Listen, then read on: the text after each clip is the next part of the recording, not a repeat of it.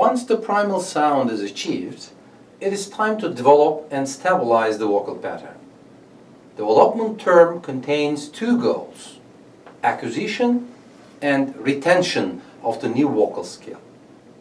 Reorganization and development of muscles which are included in the voice system. But the primal sound is the basic phonatory pattern for further development. Exercises are structured on that proper, which is safe, and efficient, which is healthy, and basic, reflexive phonatory pattern, the primal sound. The first step to refine the primal sound is we can call it fine-tuning, glottal attack and glottal damping. You can see your glottal attack from the bubbling. Could you please do a breathy attack? So for the breathy attack, there are too much bubbling at the first moment of bubbling, and voice then comes to your ears.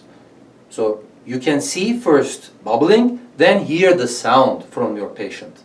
So in order to keep a balanced attack, you need to see the bubbling and hear the sound simultaneously.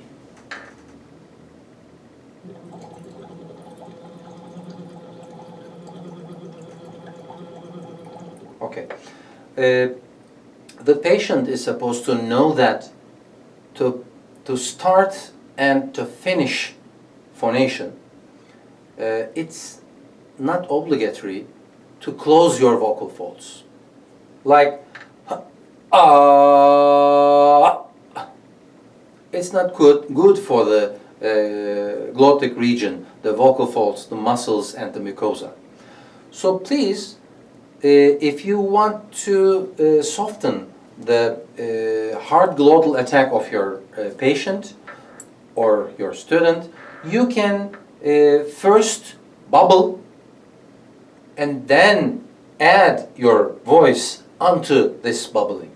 So please, first bubble, no voice, then we add the voice. Again, please.